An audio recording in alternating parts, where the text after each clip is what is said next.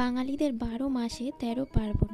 তো পৌষ পার্বণ মানেই তো পিঠে। তো হ্যালো এভরিওয়ান, তোমরা সবাই কেমন আছো? তো আজ একটু বাড়িতে বানাচ্ছি পিঠে। তো আমি এখানে বানাবো দুধ পুলি পিঠে। এখানে নারকোল কুড়ে নিয়েছি। তো নারকোলের উপরে একটু গুড় দিয়ে নারকোলটা লাল লাল করে ভেজে নারকোলের পুরটা বানিয়ে নিলাম। নারকোলের পুরটা বানানো হয়ে গেলে এখানে কড়াইয়ের ভিতরে জল দিয়ে চালের গুঁড়োটা অল্প অল্প করে দিয়ে নাড়তে নাড়তে ছাই মেরে নিলাম চালের গুঁড়োটা, কারণ এটা করলে নাকি পিঠেটা খুবই নরম হয় আর খাওয়ার সময় খুবই সুন্দর লাগে খেতে।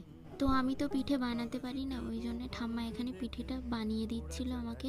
এখানে আমাদের পিঠেগুলো বানানো রেডি হয়ে গিয়েছে আর এখানে আমি দুধটা ফুটিয়ে নিয়েছি। এবার আস্তে আস্তে পিঠেগুলো এই দুধের ভিতরে ছেড়ে দেবো। এখানে আমি পিঠেটা দিয়েই দিয়েছি, এবার এর ভিতরে একটু খেজুরের পাটালি দিয়ে দেবো। তো এখানে আমাদের পিঠে বানানো রেডি হয়ে গিয়েছে। এবার আস্তে আস্তে আমি আমার বরকে দিলাম খেতে। তো বর খেয়ে টেস্ট করে বলবে কেমন হয়েছে। তো বরের তো খুবই ভালো লেগেছে পিঠেটা খেয়ে। এবার আমি টেস্ট করব, দেখবো কেমন হয়েছে। তো আমারও। তো তোমাদের কার কার পুলি পিঠে খেতে ভালো লাগে কমেন্টে জানিও।